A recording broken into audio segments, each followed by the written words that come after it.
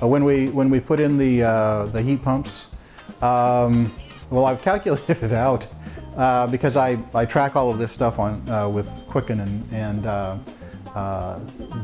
after the first heat pump went in, our utility costs dropped by about $10 a month.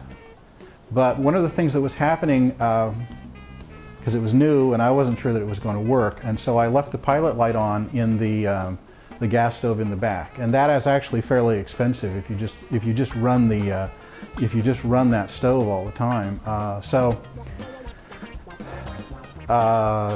Then when we put the second one in, let me see, then the costs dropped. I'm not exactly sure how much, but it dropped like about $6 or $7 a month, something like that.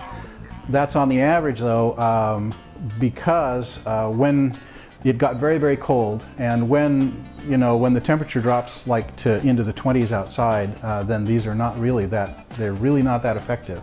So we needed the backup, and we used the gas stoves as a backup. So that added some costs. And then one of the things that we hadn't had before was air conditioning in the summertime. And so we have had air conditioning costs now in the summertime, and that's also increased the monthly cost for the energy. Prior to that, you just sweat through the hot days and open the windows at night and cool off the house and do that whole thing. So, but generally speaking, the cost has dropped by about $10 to $15 a month. It's dropped by about 10%, actually, overall.